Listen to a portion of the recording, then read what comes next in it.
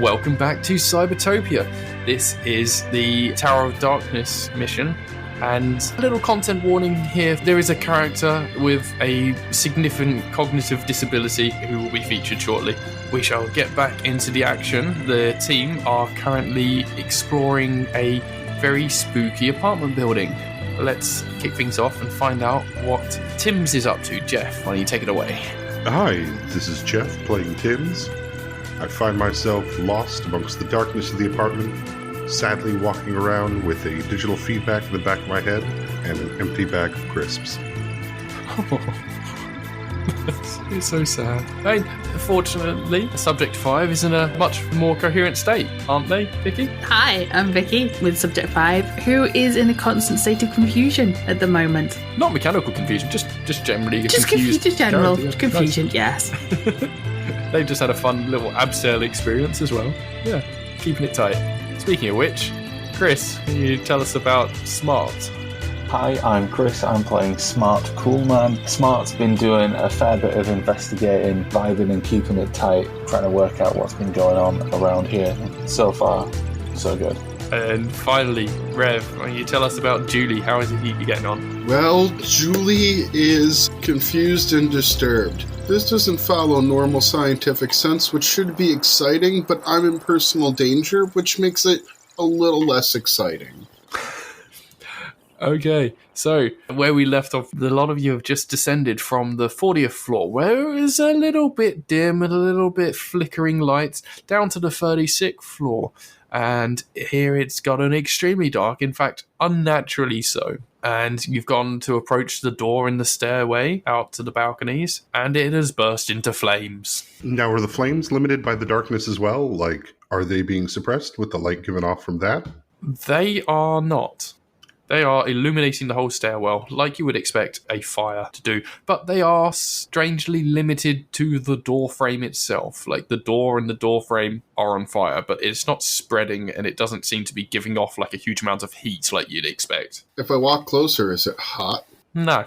I'm going to try to move my hand real close to the fire. I don't want to touch the fire, necessarily. Does it feel warm? It does not. Okay, I'm going to put my fingertip in the fire. Do I get burned? No, you don't feel anything. It's not actually on fire, I think, which is weird. It's not burning me. There's no heat. You see? You don't get burned. That's a weird door. Should we just open it then? I guess we should just open it.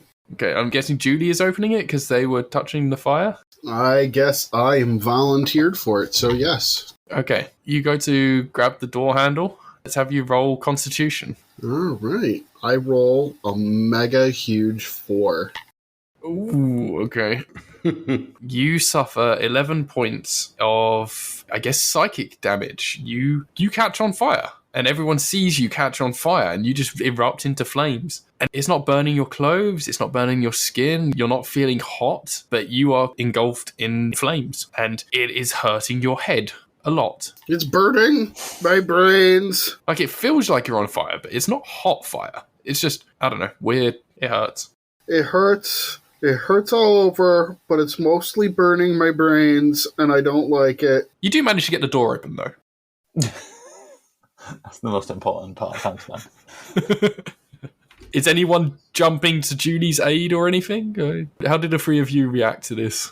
Panic? Panic, like patting him down or running away or... Just kind of frozen in the moment of what's here. Like, I remember that the thing you do with fire is stop, drop, and roll. So I'm going to run, grab Julie, and just drop to the ground and roll and see if that does anything to help. Rolling into the door somehow. All right, let's have a tackling roll then. Okay, so I think Himbo works on this one. Maybe vibing and keeping it tight. Sure. I'm definitely keeping tight. Yep. So that's 22. Yeah, man. All right. So Smart runs up to Julie, grabs them, and just rolls them through the doorway into the balcony beyond. It's completely pitch black. You can't see anything except what is being illuminated by the flames that are on Julie. And as you roll around, the panic seems to subside a little bit, and the flames gradually die down as their kind of head seems to almost like recalibrate. As that panic dissipates, the flames seem to also dissipate. and the two of you can stand up, and you're now in complete darkness again, but the flames are gone. The immediate pain that Julie was experiencing is gone, but you're now standing in this pitch black balcony. Don't touch the psychic fire. No, it did. It's okay. I'm just like holding on to you. Like, that'll keep us all safe. Just cuddling now. Yeah, I guess actually a good thing to point out is that you are unable to see each other now. So if you want to stay close to each other, then you're going to have to be like holding hands or shouting to each other or something. And yeah, you notice as you're in this area, kind of similar to what Subject 5 described when they dropped down, the sound is muffled. All of your senses seem somewhat dulled. Okay, holding hands, human chain, let's do this thing. Yeah, I genuinely wouldn't have let go, because, you know, that's the whole point. It's keeping it tight. So, who's going to lead the chain? Yeah, I'll go first on this one if Smart Cool Man is holding it together. All right. Okay. So where are you going? It's laid out very similarly to the other hallways, and it just goes around in a circle and it comes back to the stairwell. Yeah, you mentioned that the fire door we did actually get that broken down, correct? Yeah. So you went out from the stairwell into the balcony area, and you're now holding hands around the balcony. So it's probably one of these apartments. Just go one by one. Yeah, I guess I'll be the depressed canary in the coal mine. Oh gosh. Okay. So yeah, you can lead the daisy chain around the balcony. You go past the first door, and you keep on going, and you go around a corner, and you go around past another door. And the third door you come to, it feels weird. And let's have everyone roll for emotional stability, that sort of thing. Alrighty. Adding nothing to it, I have a 15. Okay. Vicky? I'm trying to think of what I can add because it's a 2. So most I can get it up to is a 7. Okay. All right. Chris? Assuming Himbo and the Vibe and keeping it tight work on this, it'll be a 15. Those seem to work on everything. You mean you didn't get it up to a 20? What? I know, right? You let me have those skills. Like, all right, Rev. How's Julie? I'm once again expressing my indomitable willpower with a roll of 7. Okay, right. So at this point, Julie and Subject 5 start shivering, and you feel very cold. You're not getting damaged in any way, but it's very uncomfortable. And you're like hugging your clothes tight together and trying to warm yourselves up, and just nothing's working. Just like, chilly in here. Tim's is still a little bit depressed. Smart, you're feeling that buzz very strongly now in the back of your head. And you're not sure, maybe you just had too many energy drinks. Yeah, this isn't comfortable. But you're not feeling the cold like the others seem to be. yeah, I mean, it feels pretty Himbo. I'm not really paying attention to what's going on. But you get up to one particular door, Tim's, and you're like, yeah, this feels like a very, very dark, very sad place. Yeah. Yeah, I really think endurance game show is the way to go. As I will reach out and feel the flat of the door until I get to a door handle, and then try to see if we can open it and get in. As you feel towards this door, you feel something that feels completely different to everything you've seen on all of the other doors in this whole tower block. And this one seems to be boarded up, and there's chains and a massive padlock on it. And the chains don't seem to actually be stuck onto anything. They're just going across the doorway, and the boards seem to be stuck on, but not with nails or anything. They just seem to be there. This door is barricaded quite heavily. Strange. Yeah, I guess this is the door we need to get through. I think this is the big neon sign for us. But yeah, I mean, it's extremely blocked. So since it worked last time for Subject 5, I'll do the shave and a haircut. Nice. Yeah, you do the knock and nothing happens. Any sounds from the other side? Nope, complete silence. You did say the chains weren't actually blocking anything, right? They aren't tied off. They're across the door, but they're not. Does this door open inward? Can it... Is this a turn and just push? You try to handle and roll Constitution. All right. Boom, people. Natty 1.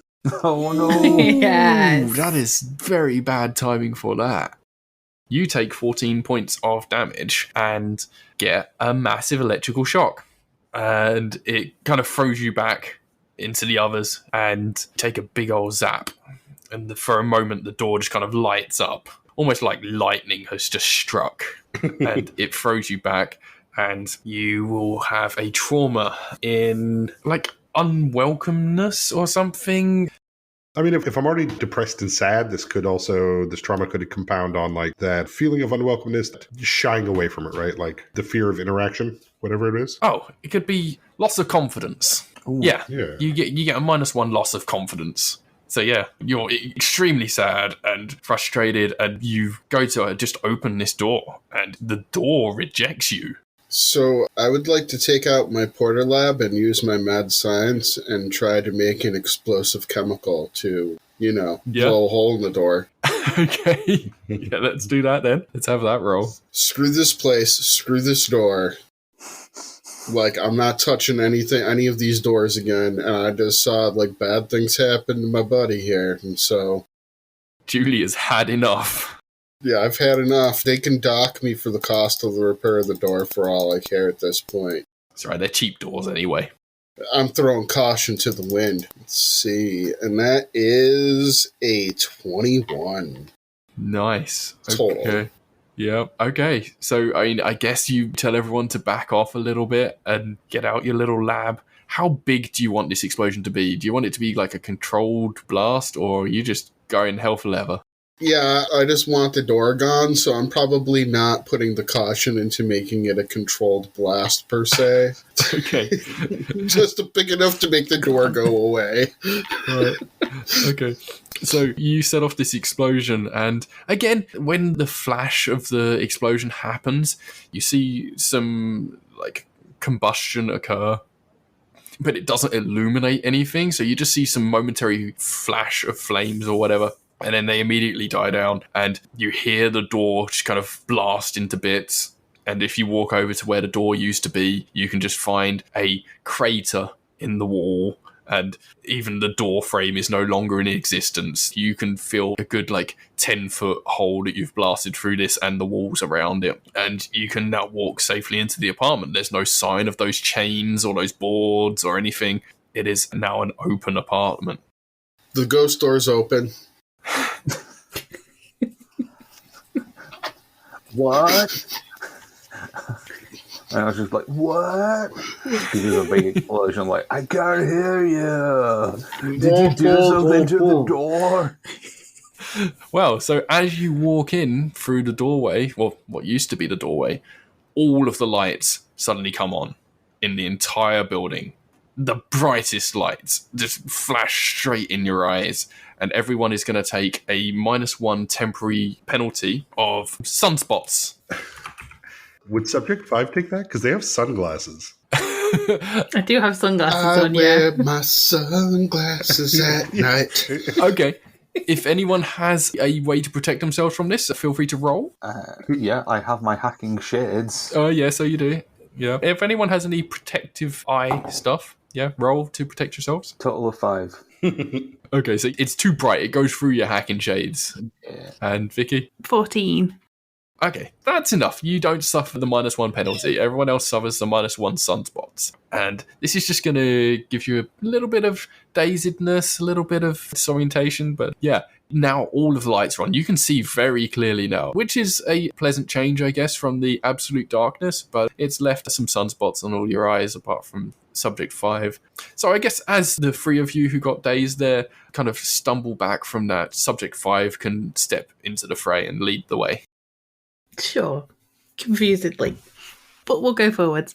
Yeah, so Subject 5 steps forward into the apartment, and you can see it looks like a very standard apartment. As you walk through that hole that was the doorway, you can see to the right, there's like a very small kitchen, and there's the normal appliances, and a sink, a washing machine, and a fridge and stuff. And then straight ahead, you can see what looks like an opening out into the actual apartment, like the living room area. You can maybe see a couch or something. Where are you heading? You heading into the apartment or the kitchen? Or Yeah, I'll head into the apartment. The door is open. I am allowed now in. Yeah, there are no more doors. So, no more handles to touch. It's an open floor plan now. It's a floor plan. It is, yes. So, Ben, real quick, I want to do one thing while we're at the threshold still. Sure. Julie is going to take a step or two back out into the hallway to see if it gets dark again or if it stays light, and then walk right back into the apartment. It seems to be light everywhere now. All of the lights, there is no more flickering, there's no more darkness out in the hallways or anything. The whole building, probably even lighter than it would be normally. Okay, I just wanted to make sure that this wasn't one of those weird, the earthquake's only happening in the building things. Oh yeah. No, this is everywhere. So, as Subject 5 steps forward to enter into the living area of this apartment, suddenly all of the appliances in the kitchen turn on. And all of the appliances that you assume are probably in the living area and the bedrooms and stuff, everything seems to come on. So you're hearing static, you're hearing the noise of a dishwasher and a washing machine, maybe like a radio or something, and just a cacophony of appliances going off right now. And if you try and step further into the apartment, 3 massive muscle-bound figures step in front of you. Okay. Where have they come from? You didn't see them before, but they've just appeared, and the middle one kind of holds out his hand. Isn't looking at you. None of them are looking at you. None of them are making eye contact. They just they look past you and hold out a hand as if to say stop, but they don't actually say anything. Okay. I will also hold up my hand as a stop, palm out, and just be like, hello, I am Subject 5. And then wait for the customary greeting back from me. They do not respond. They do not seem to acknowledge you or move in any way. I will try again. And I will try again. Just to see if anything happens. Nothing happens. And no matter how many times you try to say hello to them, nothing happens. Oh. Do you get close to them? Do you try and shake a hand or... Yeah, I think so. I think that's the next customary thing to do, isn't it? It's shake hands. Let's have a shaking hands roll. I'm gonna die. I don't know what I could add to that. You got lizard limbs. Lizard limbs? Yeah, why not? That's a 15.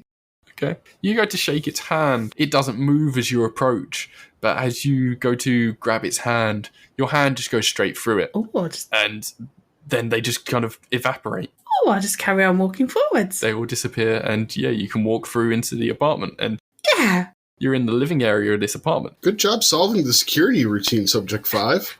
I think I did right.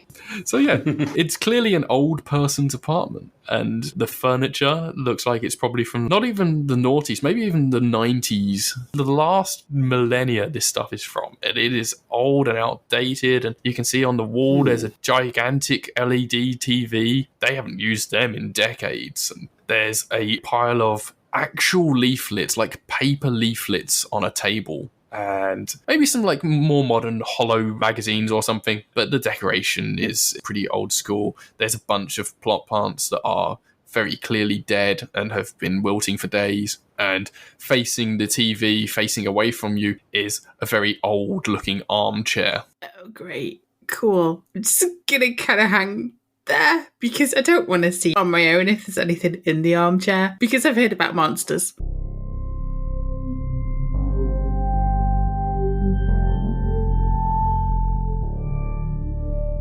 Welcome to the mid-roll.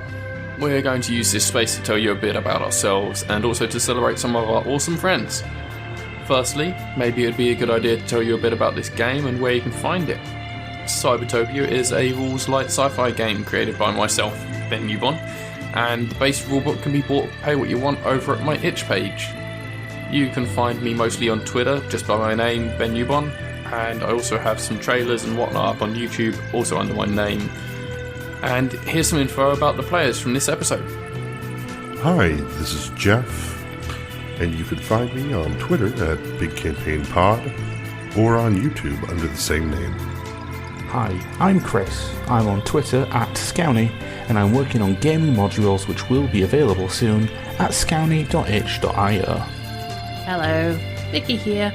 I'm a mental health professional looking at ways that roleplayers and TTRPGs can assist with managing mental health issues. You can find me on the interwebs under the guise of the Counselling DM. Hi, I'm Rev. I write games for Thought Punks. I made Motif, which is a flexible dice system you can use for oracles or games.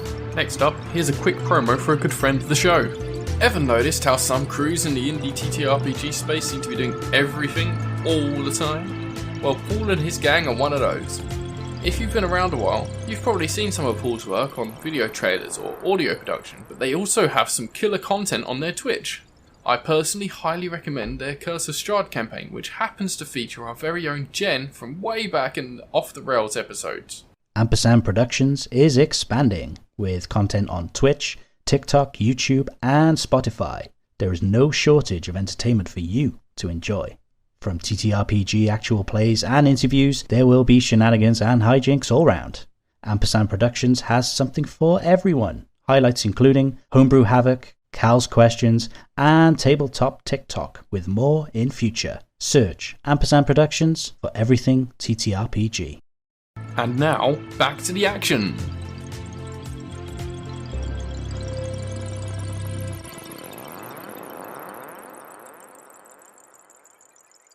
Okay, so by this time, the other three have kind of regained themselves a little bit and are able to enter into the apartment and follow with you. Can I turn the chair around with my tentacle arms? Sure. You're not going to have to roll for this. You can just do that. The chair swivels. It's not such an old chair that it doesn't have a swivel base because obviously good. Armchairs will have swivel bases in the future.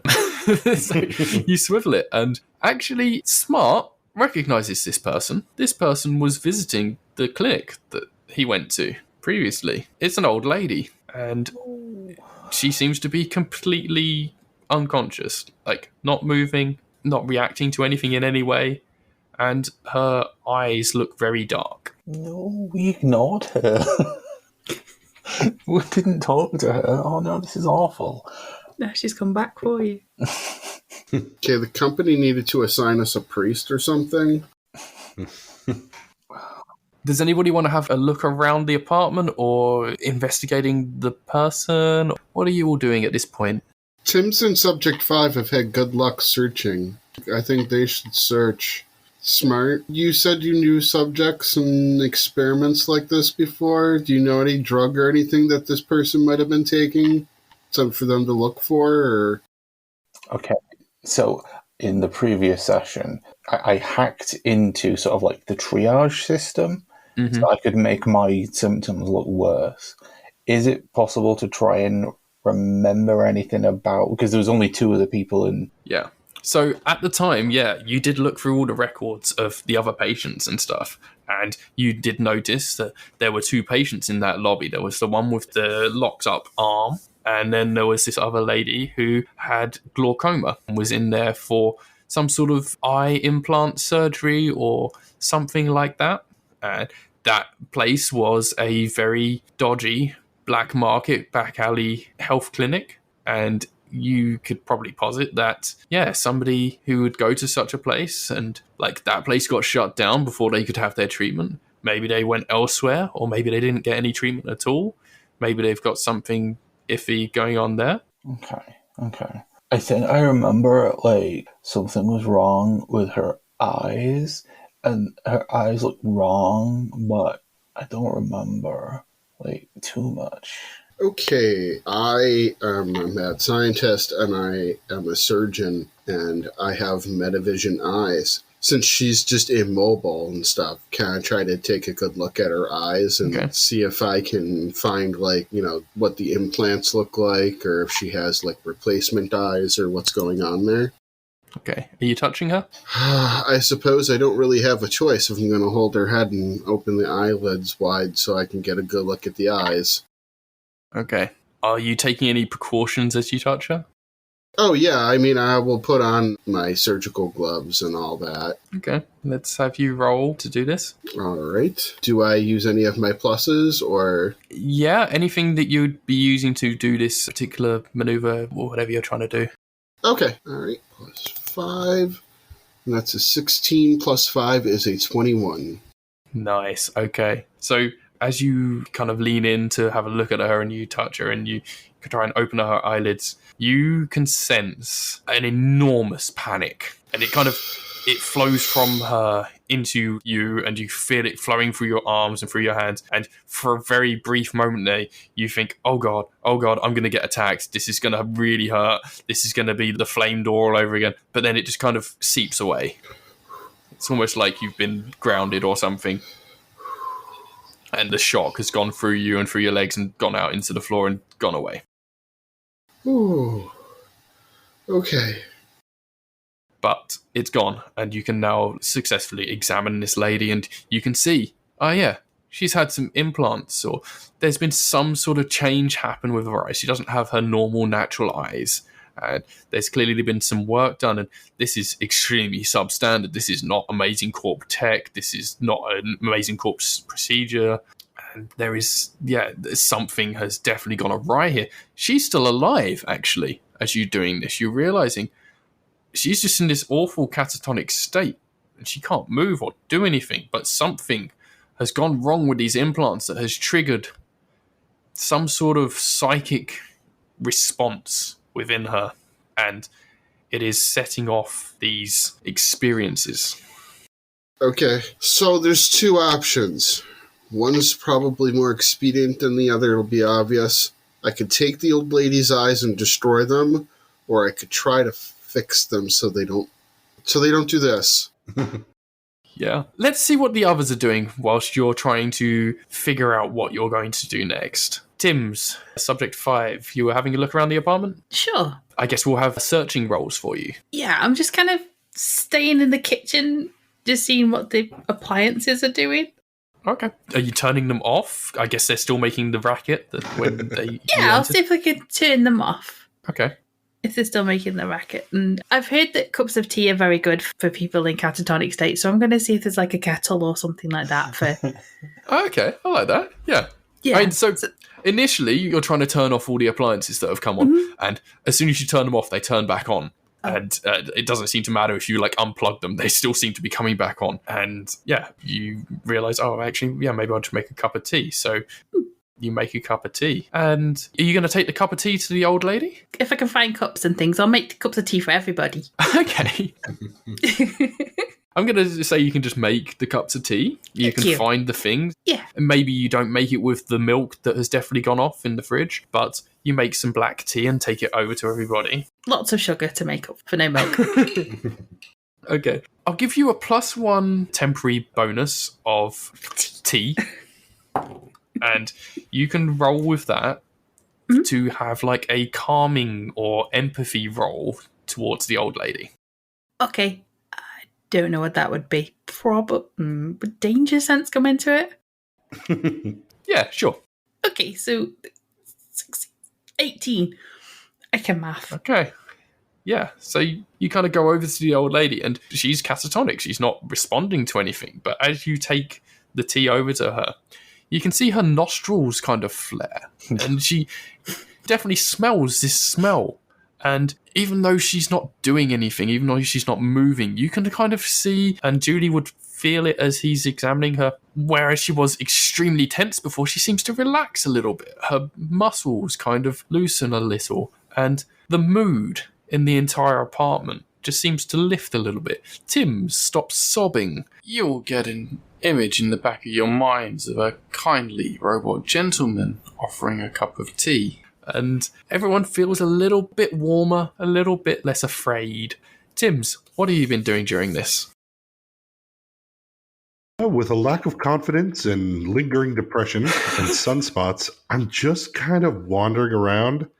Kind of I don't know, it's an old lady. Maybe she has some hard candies. They seem to just naturally generate those as the older you get. Right? It's like an aura. Yeah, the hard candy dispenser. Yeah. Yes, they come every week. Walk over to the windows if there are any on the inside here. Yeah, mostly just, I think, trying to figure out where to go next. Okay, let's have a looking around roll, and you'll have your -1 from the sunspots. Yep, -1 from sunspots, which will counter the connected contact lenses. So this is just a straight roll. At a refreshing 3. Okay, so I guess Tim's is just kind of bouncing around the apartment, just kind of picking up random bits of paper and looking out of the windows, just seems to sort of stare into space. Not really finding anything useful, but just kind of making himself at home. Yeah, meanwhile, Smart has been reminiscing about his previous experience with the clinic and this old lady, and Julie is really examining them, and she seems to loosen up a bit, and Julie is able to, quite safely with the role they did before, remove the core components of the implants. I think he'd probably need like a whole surgical setup and operating theatre and stuff to do a full operation on them. But he's able to take out the central elements of the implants, and she doesn't come to or anything, but you can feel that there is like a change in maybe not her, but in the surroundings again. Like when the tea came around and she loosened up, the whole environment seems to lift. That oppressive emotional feelings that you were having before is no longer there. And you feel like, I feel like I've achieved something here. I feel like I've done something. Tim's confidence seems to rebound. And the way you were feeling really cold before, that's now gone. You feel like a nice warm hug almost. Oh, it's warm again. It's the tea. And the sunspots that you were all experiencing are now all gone as well.